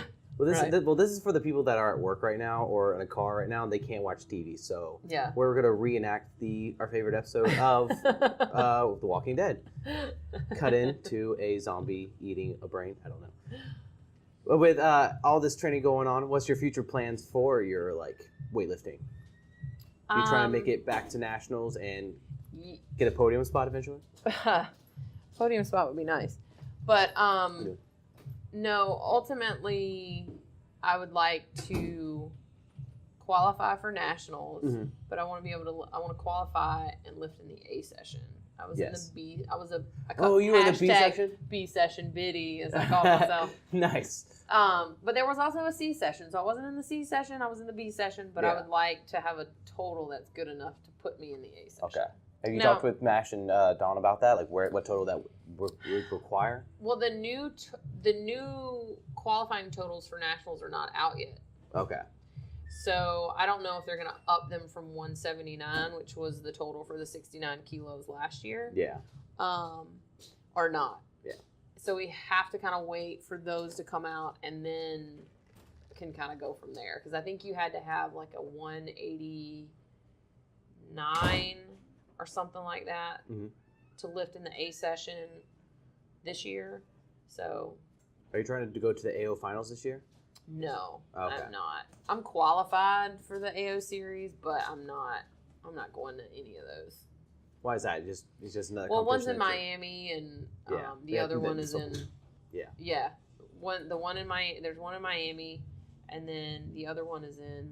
Is it not Wisconsin? There's one in the Midwest or Midwest. Midwest. Yeah, but then the finals, the very last one, if you're meet a qualifying total, you can go to California. Yeah, that's a long way. Yeah. That's a long way, which is why I think in the actual American Open this year it's in Anaheim. Yeah. Yeah. So that's a long way to go. Oh, yeah. I don't know where Nationals is going to be this year, but you know, when they ran, was it 800 or 900 athletes at the American Open last year? Yeah, it was. And the year before that was so crazy too. Sounds crazy. The shirt, like the 2 years ago at Reno when I went, I think it was 1,000 people or close to it. That's a lot. And the shirt name on the back, like I don't know how they fit everybody's name on the back of their shirt that they gave out, and it was 4 platforms, Madhouse. It was the casino was bumping though. I'm sure they loved the business. Oh, I bet. Yeah. But I think that's kind of why I would rather go to nationals, because it's gonna be a little bit smaller. Yeah, I'm really excited to see what a national like actual nationals. Like that's my next goal is to make nationals. Yeah. And see how that those meets kind of stack. It was very well run, very fancy. So if you get rattled at all about being out on a platform, oh yeah, I'm sure. It's like, you know, with all the lights, and as soon as you go to start a lift, you just keep hearing people taking pictures, and you're like, yay, they're capturing my failure, yay. Especially after you miss the lift, you're like, ah. Did you get your lifting life for your hook grip videos or pictures? I got lifting. I did the lifting life one because I was like, I don't know if I'll qualify to go back. I was like, qualified. You better I was like, I totaled. I'm getting pictures taken. Or I was like, I'm getting my pictures. Because my husband couldn't go. Oh. He was overseas, but he stayed up late for him and watched my session. Yeah, I'm sure a little time difference. And my mom watched my set. My dad and them actually came, but outside of you know, the MASH guys, I didn't really have anybody there. Yeah. Was Chicago nice? Did y'all get to actually see the town any or the city? I did not go downtown because Nationals was actually in Lombard, which was outside of Chicago. I got donuts ordered from downtown, and I got my dad to pick them up. Hey. Donuts post weigh-in is kind of like a tradition. Okay. Because one of my best meets I ever did was in Charlotte, and we went and got duck donuts. Yes. And I smashed 3 of them after weigh-in, and before my session was over, I'd eaten almost a dozen donuts. I was just smashing donuts left and right. And a friend of mine made fun of me, and he's like, smashing those donuts over there. And I was like, qualified for American Open Nationals. I was like, I'm gonna eat them all. Yeah, I'm about to smash these PRs. Yeah, I was like, I'm gonna eat them all. Yeah. My ritual is Chick-fil-A. Yeah. And which doesn't come in handy when you're anywhere else besides the South or on a Sunday. You're kind of out of luck. Yeah, so I never really fully understand what I'm gonna do on those days, but maybe just a biscuit somewhere. But yeah. I think everybody has those develops those traditions. Yeah, I'm trying to get out of my head and be you don't need rituals. There's certain things I even get particularly which bar I use the week before the competition and all that. Yeah. Just let it be. I just use it as after weigh-in. I just use it as an excuse to be a total glutton. And I'm yes. Just rah, rah, rah. Even though I was making weight 2-3 weeks before nationals. Yeah. But you get you're like, anything can happen. All of a sudden my weight could jump up and I could be sitting in a sauna. And nobody wants to do that. Yeah, and you're like, this is the easiest part, sort of. You just be a little bit disciplined. And yep. And so it's afterwards, it's I'm gonna eat some donuts. Yes. And then we're gonna go eat some more food here. So.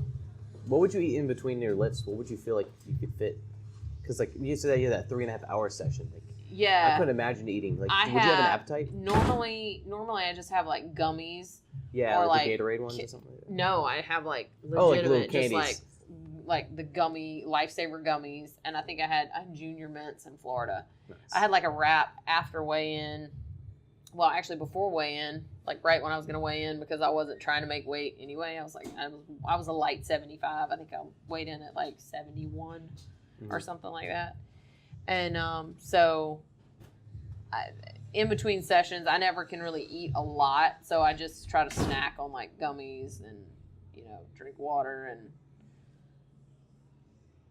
just to kind of keep that glycogen, because it's you need that source. Yeah, some simple quick carbs, sugar. Yeah, please. Yeah, that's when you can eat all the candy and it's okay. Yeah. And so you have your next goal, which is to make an A session with weightlifting. Going back to CrossFit, you think anytime? I don't think so. There's no plans for me to really kind of get back into it right now. Mm-hmm. Occasionally, I'm sure I'll do I think a friend of mine, we're talking about doing a competition in November, and then so outside of a competition here or there, where I just kind of show up and do the Metcons that day, Yeah. not before. So I don't have any big plans Gotcha. getting back in to get sweaty and my heart rate up outside of like sets of 10 back squats. Oh, I feel you. Are you still being supported by I'm trying to think of the name, the NutriShop. Yeah.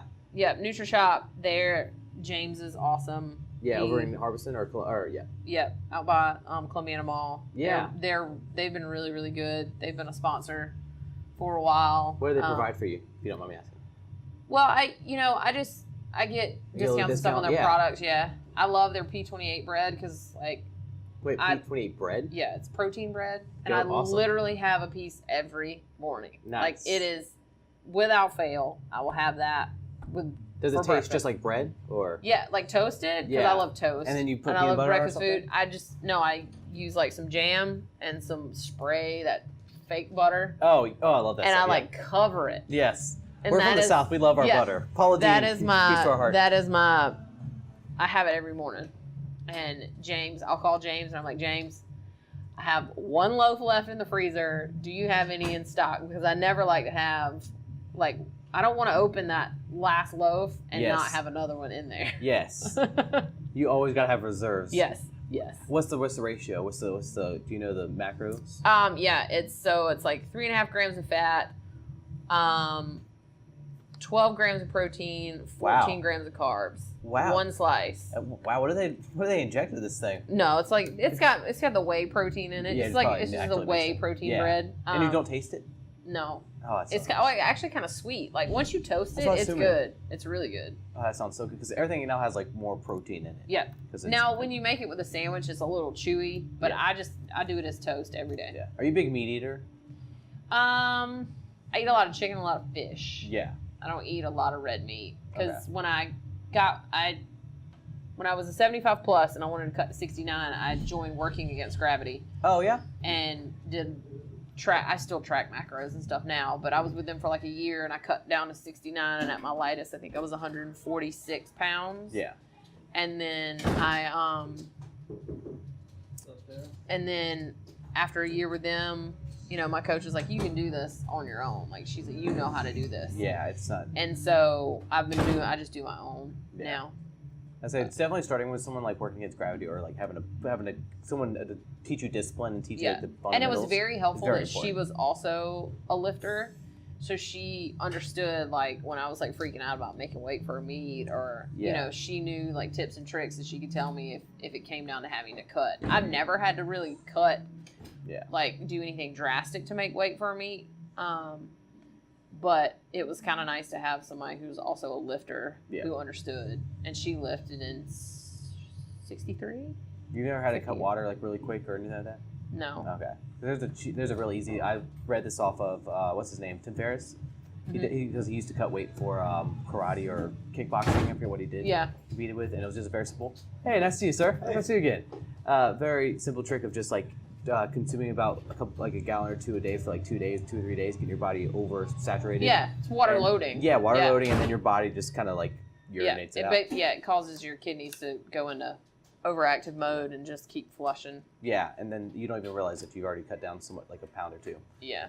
How much weight do you normally have to cut before competition, or are you sitting at the weight now? No, since I just finished my reverse diet, I'm still outside my weight class, but I'm doing the MASH Mafia Strength Spectacular at the beginning of September, so I'm gonna try to compete as a 69. Okay, yeah. What does all that entail? Is that just the super total? No. Spectacular? No, that they're doing powerlifting. Yeah. They're doing Oli lifting, and they're doing strongman. Gotcha. So it'll be pretty cool. But so I just started back on my cut macros and just don't really change anything outside the amount of food I'm eating, and just kind of roll from there. Have you ever worked with any sort of like strongman elements before? Outside of like CrossFit, I guess. No, not really. Okay. Because I'm interested in see how they incorporate that with all the other big strength lifts that are coming in with the Olympic lifts and the powerlifting. Well, yeah, I mean, they're just going to have, they're going to run the powerlifting, the strength. I forget what components they're doing. Not strength, the strongman. Yeah. I forget what events they're doing for the strongman competition. So. Because now it has been growing, but now it's absolutely. Yeah, all the throwers has now moved on to strongman or weightlifting, and so like there's so many avenues with these sports that. Yeah, that's like when you go to the Arnold. Yeah. And you got Olympic lifting going on here, powerlifting going on here, strongman's going on in here. You've got that stick wrestling back here. You've got the one where in the middle and you have two. You seem like you'd rock at that. No, you don't think so? I don't have really great grip strength, honestly, because I use my hook so much. I don't have. Oh yeah. But Tom Schroka, he does it. Yeah. And I think he just recently kind of got back into doing it. I follow him on Instagram, and he used to play amateur grid before he went to regular grid. Yeah. And it was the first time I ever saw it was at the Arnold, and I was like, what is this? This is stick wrestling? I was like, yeah. This looks kind of cool, but I'm pretty sure I would be terrible at it. Yeah. And for those who don't know, it's like a board in the middle. Yeah, feet to feet. Yeah, and there's a bar in between, like at both of their respective feet. Yep. And they have to both grip this like. You got to rip it out of the other person's hand. Yeah, it's like a deadlift. I mean, they go into like an alligator roll. Is what some of those guys are doing. Yeah. Oh yeah. Like they just start twisting and just start turning and turning and turning, and I mean they get those guys. One, I think, at the Arnold, it took the guy all of about 3 seconds to rip it out the other guy's hand because I mean he just went to turning and cranking and it was gone. Yeah. It was pretty neat to watch, though. That sounds like a more exciting sport than like arm wrestling. No offense to arm wrestling, but I still can't believe I've not ever seen like weightlifting on ESPN except maybe once when it was on the Olympics. Yeah. But I remember 2 years ago, for like 3 or 4 days, like when I was in college and over summer, and I was living in my dorm room, they had like the World Series of arm wrestling, and I was like, wait, what? Like it was very interesting. I loved. They looked amazing that they're doing it. Hey. I loved Matt Bergeron during the Olympics. Like his commentary and just I told him when I saw him at Barbells and Brews, I was like, I wish the Olympics went on every year so that you could be like a commentator because the stuff that he did on Instagram and Facebook was just hilarious. Like he's hilarious. Yeah, I feel like that's the next thing to step up too. Like they can step up the commentary a little bit and some of the live footage interaction. Yeah. Because like in America, like I want my parents to want to understand weightlifting a little bit more, but when they have the numbers in kilos, I have to be like, hey, just do this math real quick. Yeah. So like we could do like in America, just put like a little parentheses, this many pounds. Exactly. That'd be nice. So my mom knows that's actually. It's on the screens. It is? Like I believe it is. Okay, because I was watching Youth Nationals, I didn't see it on the screens. Yeah. But maybe on the Olympics, it was probably definitely on the screens. Yeah. And so, what would you like to see weightlifting kind of grow into? If you have any ideas, because you've been with the sport for 2 years now, you've seen it kind of just start booming. Where would you like to see? I like seeing like these new, fresh ideas that people come in with. I don't know. That's a tough question because, like I said, I don't even like it. I'm hesitant to call myself a weightlifter because I haven't really been in it that long. Mm-hmm. You've got people that have been in it for years and years and years, and to me, they are truly the weightlifters. Yeah, there's so many godfathers. Yeah, right. So I don't feel like I've been in it long enough to kind of even give an opinion about where I think it should go or whatever, because I'm very, very much still a rookie. Yeah. What have you liked so far about like how it is over the 2 years? Have you seen any new improvements that you've liked, or? Other than just the overall, like seeing kind of the local meets grow, has been really cool to watch. Yeah. Some local meets are becoming like extravaganzas. Like they big are. Things. Yeah. Like the Barbells and Brews one in Charlotte. That one is a fun. Just the atmosphere. It's in a brewery. The atmosphere. It's Travis Cooper puts it on. I mean, it's just a really fun event. Yes. It's a really fun meet. Lots of people. It's a social. It is, and just kind of like even the Carolina CrossFit meet that I did last year. Mm-hmm. And then I did it this year, grew. Yes. And, like I said, just watching the growth has just been really, really neat. We had our first state championships yes, a long and time ago. I had to go to Florida, so which is why I did the Prelim instead of the state championships. Yep. And then there's like the Miami Classic, which is huge. Yep. And have you ever competed in that one? Mm-mm. I've not been. That's that's on my to-do list. And then then you got the whole American Open Series. Yeah, that's which huge. Is like kind of a new avenue for people to get more experience. Yes. In the sport, but I guess the thing that I don't know that it's something that you would like. It's not necessarily a change, but the thing that I would say, like if anybody was listening and was like, I don't know if I'm brave enough to do a meet. I went to Florida, and there was a girl. You could tell it was her first meet. And, you know, she had 45 kilos on the bar. Yeah. And she went out there and she did her clean and jerk. And boom, she made it. She was pumped. Yeah. Like, she was brave enough to put on a singlet, get out there, and have 3 judges tell her that she executed a lift to their satisfaction. Yes. And that's kind of like the biggest step, I think. And some people are like, well, my numbers aren't high enough for me so many to times. do a meet. And I'm like, no, you just need to do a meet. Yeah. Like, don't worry about making a weight class. Get a singlet. Go out there.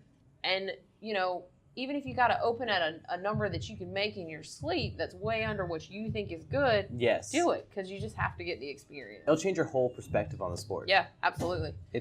Because the thing that I think that makes you appreciate it so much is that it requires perfection. Like, you have to execute a perfect lift. Mm-hmm. All the training, all the hours spent in the gym can be for nothing if you can't pull it off. Like, if you cannot execute one good snatch and at least one good clean and jerk. And like it's all for nothing. And like you said, when you were talking about going to your first meet in Savannah, you were saying like how you compete to be first. But it's so much different with weightlifting. You compete to better yourself. Yeah. And so, like, most of these local meets, there's not a lot of competition, so you'll probably be with one of the top 3. Well, like, I've heard a lot of people say, like, I don't want to do, and I've heard it in CrossFit, I don't want to do this CrossFit competition because until I have this. No, it's because I don't think I'm going to be competitive. I don't think I'm going to win. Yeah. Well, you know, you're not going to win every time. No, it's just how life is. So, and it's when you have that mentality with weightlifting, like, I don't want to do a weightlifting meet until I have a big total. Yeah. Should all the people that go to the CrossFit Games not go if they don't? And then I'm in the 69 kilo class with Maddie Rogers. I don't have a Maddie Rogers total, but you see me going to meets. Yeah, right. You know, I mean, I don't even have a Jackie Bigger total, who's a 63 kilo lifter and can lift a truck in a house. But, and I love Jackie, and she knows that. But, and watching her get strong is just amazing. Yeah, like, get stronger and stronger after her surgery has been amazing. I loved watching her snatch in that boot and do the kneeling snatches. Yeah, that was so cool. She's awesome. But you know, you just can't be afraid to do one. Like, you can't wait around and wait to have that total. Yes. Because kids are coming in. They're younger. They're stronger. That's why I'm like, come on, 35. I don't have to compete against the 20-year-olds anymore. Oh, yeah. Come on, 35. Yeah. And my boss just got a first a national medal at his master's meet, but he just turned 35. Nice. So, yeah, that's so it's just cool. that's a whole new realm of like new American records about to be taken and the down. Masters, like, I think they went to New Zealand for their nationals. This year I think they did. Yeah, I know. So like it was you're right. Yeah, I was like, come on, 35. Where I want to try to qualify somewhere, and so I can go somewhere cool. Yeah, like there's all these like it's in there. I was like, I want to go to New Zealand. Yeah, the team's so much different. Yeah, so because Danny Camargo was supposed to go, and he had surgery or something, and he wasn't able to go. But it's so. Was it crazy going to nationals and seeing all these lifters that you see like on Instagram and social media and all that? It was pretty neat because like you had everybody. Yeah, well, so you could list there. off. You could just scroll through. Yeah, you had everybody there. You had Kristen Pope. You had Courtney Batchelor watching Colin Burns lift. Oh, I mean, you had all of those people there. You know, even like, Nathan and all them. Just watching those guys lift is awesome. Yeah, it still blows my mind. Like, I've seen you lift on Instagram before too, and so it's so weird like seeing the people and like following them, like getting their sort of background story like through Instagram and meeting you in person. Like, this is so weird. So it's weird, like, because really I'm just somebody who's like, all right, I want to be a weightlifter. Not, I'm getting a little too old for all that metconning stuff. In my opinion, I'm not saying 33 is old. Yeah. But and I don't. To me, it's one thing I will say is a lot of people kind of paint a pretty picture on Instagram, and to see some of these lifters go, because all you ever see on the social media is the makes. Yeah. And then to go to a meet, and while they may still total and they may still medal, to see them miss. Yeah, be human. And how they kind of handle that. Yes. Was pretty interesting to see, because it's because if you look at mine, you'll see my fails just as much as you see my makes. Mm-hmm. So it was kind of was kind of interesting to just kind of see them, like you said, kind of be human. 'Cause Yes. you're like, on social media, you make this all the time, making it in your sleep. Yeah, right. Like, like just watching some of those bigger names get up there and be real. It's like, Yes. oh, okay. And the true strength isn't like being strong all the time. It's coming back from a fall. Absolutely. And Because like so- a guy made a comment to me, in Florida, my first snatch, they red lighted me because they called me for a press out. Mm-hmm. I made the snatch, but they called me for a press out. Yeah. Second one, I completely missed it. Third one, I made it. And the guy walked up to me. He was like, nice job coming back and making that third one. He's like, that's tough to do. And again, me just being oblivious, had really not thought about it. So going back the first year, I would have never made that third one, ever. I'd have just been like, nope, I missed two. I'm going to miss the third one. I'm checking out, yeah. Which is kind of what happened at the Arnold. I was a little sick, and Yes. I did try to cut weight for that. Oh, okay. I didn't need to, but for some reason I told myself that I needed to cut carbs and do all these things. And Well, backfired. I like to always I don't know, it's just me, but I like to fast before my competition. Like the day before, I eat like a little light amount, maybe like a salad. Yeah. And then just that, because I don't know, I just get really focused and feel rejuvenated when I have I that have food to have in. food, or I get angry. I get angry. I'm like, Oh, I'm not gonna lie. I want to be alone that day. Yeah, and, you're like, I get nobody my work talk to me. done. Yeah, I get my work done. Nobody I'm talk like, to me. oh, and that ride up there, I just want to be in silence. But Yeah. But now I have to drive with people. I'm just like, okay, let's be chatty and be friendly. Yeah. Do you put headphones on before you listen or lift, or No. do you? Oh, yeah, I like to be quiet. No, I don't. I don't even listen to music. I just listen to podcasts these days. Yeah, I don't listen to music. I think at Nationals, I was just talking to the girl I was sharing the platform with. Unless she would have told me, I don't, Yeah. if they give off that vibe of, they don't want to talk. Then Yeah. I'm just like, I'm always worried. Okay. I'm always worried at the competitions. I do give off that vibe, but I kind of do. But I don't want to be unapproachable type feeling. I want to make sure we can talk and chat and be like, hey, you want to be on the bar? Well, I went up and I introduced myself to her because I was like, I don't know this girl. I want to Yeah. at least know her name instead of, hey, girl, I'm going to get on the platform now. Yeah. Or have my coaches being like, go. Yeah. So. Because some interactions are like that. You're like. Well, some of the coaches swoop in and put their athlete on the platform, and they don't ever speak or say hey or anything. So again, or you're acknowledge like, you're really there. Yeah. do I even, hey girl, blonde girl, I don't know your name. Yeah. So. Friend? Question mark? Yeah. Look at I lift. Yeah. It's Yeah. such a weird sport, but it's it's like any other sport, I think. But it's really cool to kind of see how this grows. Yeah, it is. And as we're wrapping up, is there anybody that you want to make sure we make that's been supporting you and helping you get to where you've been, that you want to make sure gets their notification, or I don't know, just can't even think, their shout out, anybody that's promoting you?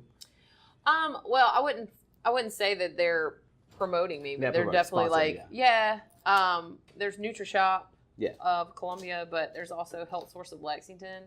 They've literally kept me together, as well as... That's a massage therapist? No, that's my chiropractor. Oh, and yeah. then I've got Donna Hendricks, Massage by Donna. She's my massage therapist. And then Anderson Physiotherapy, who is located out of our gym downtown, who has also helped keep me in training condition with knees and everything. So recover, just overall, they are my form of recovery. There you go, yeah. They'll be the discipline that you don't have yet. Still not stretching, but doing all the other things. Yeah, making sure your joints are healthy, because that's the hardest part. Somebody's in there. And do you have a favorite moment with weightlifting or CrossFit that you have so far? I'd like to close out with this. Favorite moment? I don't know. It was probably... Yeah, it doesn't have to be a good story. It just has to be something that... Yeah, no.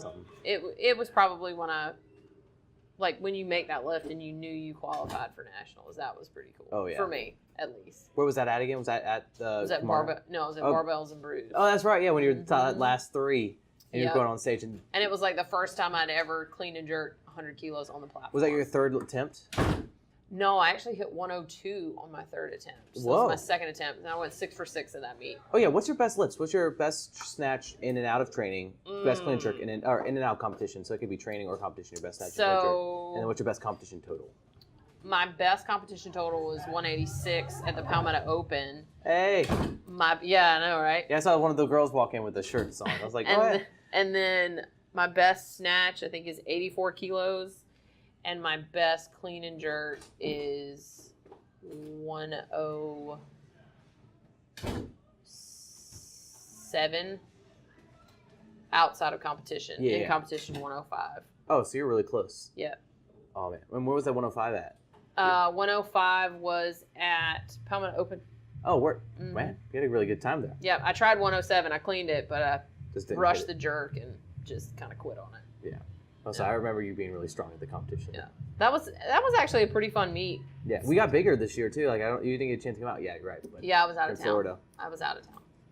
you'd have Yep. liked a little bit extra space because it was a little small that first It year. was. As It always was a little is. tight. Yeah. Yeah. So we had a whole gym to ourselves, was it Carlton Newman High School? Yeah. And so you'd have had all the breathing room.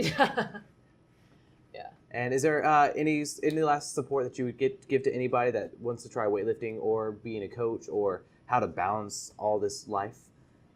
Oh, I would just say if you want to do it and you've been hesitant, like we said earlier, if you've been hesitant about doing a meet, just sign up. Just sign up for a local meet. Pull the trigger. Yeah, pull the trigger. Buy you a cheap singlet from Amazon.